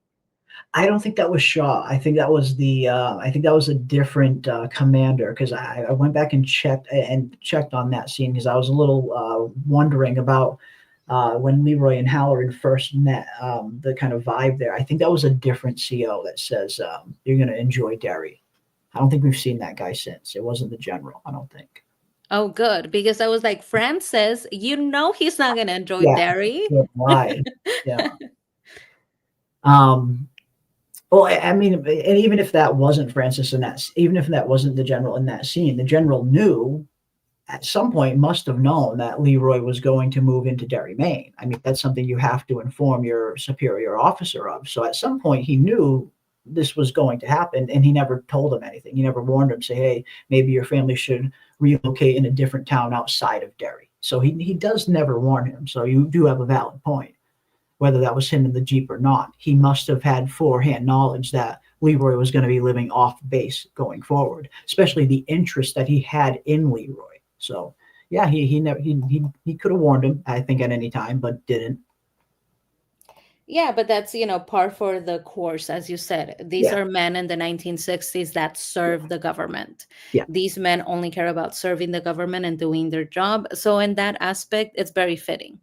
And like Golden Child Productions here is saying, I think it's because he felt that Dick was trying to read his thoughts. Which is what he says that. You're 100% right, because he says that. Yeah. He confronts him. Yes, and I love that. And I thought that was so interesting how it kind of comes full circle. And it's literally Dick fucking Halloran who was in there attacking Leroy, and they pass it off as just another kind of racist white guy beating on a colored airman, but really it was Dick. It was Dick in there the whole time, and I still think it was Dick Halloran, and I think the other one was not General Shaw, but the major right below General Shaw. Major Davies, I think his name is. I might be wrong on his name, but I think those are probably the two under the mask.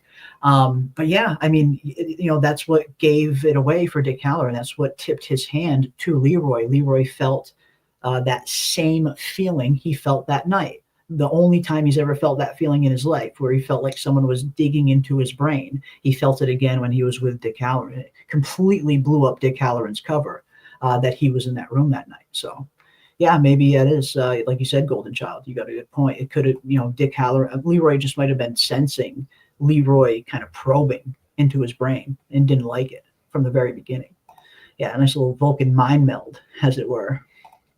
What was the car dug up all about? That was a nice big Easter egg and hint to what we're going to see in season 2. Now that car belonged to the Bradley gang. We hear them vaguely mention it in episode 3. They talk a little bit about the car that we dug up belonged to the Bradley gang, and the Bradley gang is going to be a bigger focus in season 2 of Welcome to Derry when we're in the 1935 timeline. Because remember, every season is going to be going back in time 27 years. So if season 1 now is set in 1962, then season 2 is going to be set in 1935, and season 3 is going to be set in 1905. So they're going to continue to go back and back in time.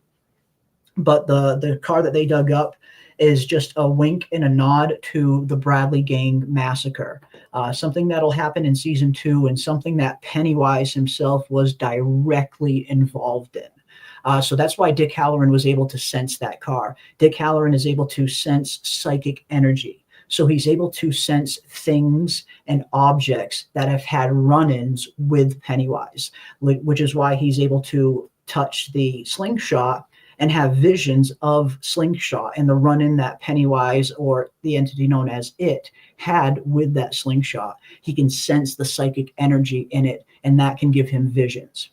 So that's why he was able to hone in on the car, because that car has a specific and direct connection to Pennywise during the 1935 cycle. Yeah, I mean, talk about a bad place to pick. This gang was running for their life, right? And out of all the places town to head into. I mean, out of all the places, they picked Derry. Wow. They go in and hide. Yeah, and suddenly Pennywise, I do find that it's interesting that Pennywise chooses to toy with them because they're not his usual type. He likes and doesn't get to his eat own children. hands dirty. He doesn't even have to get his own hands dirty either. He has the whole town do his dirty work for him in a sense. He does get his hands dirty too in a sense, but it's mostly the town that he kind of Which is interesting. That's Yeah. a really interesting storyline Yeah. because, I mean, he's manipulating now the town to take care of business against this gang in the interest of what? What is it that you're doing, Pennywise? And that's why I say Pennywise likes to have fun. There's some things that he does that are not purely for consumption. He eats the children, but things like this, like the Bradley gang, Yeah. there's really no reason for him to do this other than just to watch this spectacle. Yeah. I mean, he feeds off the chaos. I think he feeds off chaos as much as he feeds off fear. And he gets, I don't want to spoil it, but it's a really interesting event that Pennywise directly, facilitates and initiates. And it's pretty wild. It's pretty wild. But yeah, the massacre of the Bradley gang is the car that they dug up. Same car that we see here in the intro sequence. No, like floating Pennywise, hawking a machine gun in the background there. Nice little Easter egg there. Nice little Easter egg. A lot of Easter eggs in It Welcome to Derry. A lot of Easter eggs to The Shining, to The Dark Tower, to even Cujo. Someone pointed out the dog food. I think it was you, Haymaker, that might have pointed out the dog food, the same dog food in Cujo that we see on the shelves in episode 2. So there's tons of Easter eggs to all of these other adaptations in the King world. But yeah, Bradley Gang will be season 2. We have the Ironworks explosion, which is another interesting event that Pennywise had direct involvement in. So we'll definitely probably see that get adapted on the show at some point. We'll see Pennywise in a very interesting giant freaking bunny fucking form. So that'll be fun. Yeah, we got some interesting things to look forward to. Again, they have a little bit of a blueprint in terms of some of the bigger events that happen in some of his previous cycles. But in terms of plotting out a story that leads into all of those events, it's kind of a blank canvas. The events are kind of detailed, but we don't know much else about what happened during these other cycles. They're largely unexplored. So Andy Muschietti has a blueprint of some big events that he's going to tie into the show, but getting to these events is completely going to be up to him. And we really have no idea how he's going to get to them, even those of us that have read the book, because this is not based on the book. Definitely in the world, but it is not an adaptation of the book itself. So that makes it exciting for me anyway, not knowing what's going to be coming at all times. Yes, we might know some of the bigger things that are going to be happening at some points, like some of these events here that I just mentioned. But for the large part, most of the plot, most of the characters and the story that we're going to be seeing is going to be largely, made up and not exactly from the book. So I think it's going to be fun. I think it's going to be very interesting that even book readers are going to be very surprised at times with where the show goes. Yeah, and that's what makes the show fun. I'm hoping that they're changing enough things to keep it interesting. Um, and I think that they're doing a great job at incorporating what was actually happening. Because when Mhm. you're talking about 1960s, you do have to touch on some topics that are not, super it related. But if he was operating during the 1960s and the place that he was operating in, you have the people against themselves. There is such turmoil that is going on with the human race against itself. They're already a problem onto each other, that you have to touch on the fact that not only are they having problems, I mean, the children Mhm. are being taught to duck and cover because there's a war going on. Yeah, So yeah. I do like that aspect of it, that Mhm. everything is despair in a way. Yeah, yeah, for sure, for sure. Yeah, again, it's nice to not know what's coming all the time, but these are previous cycles in which Pennywise survives all of them. So a lot of the characters that we are going to meet, we are going to see probably a lot of them die in every season. So yeah, there's going to be some unhappy endings, I think, to some of these seasons. So that's something we definitely should anticipate and not be too surprised if it does go that route. But Luke Starkiller asks, was the orphanage school fire from the film a cycle? No, as far as I remember, the orphanage fire was just a freak accident and didn't have anything to do with Pennywise or any of his cycles.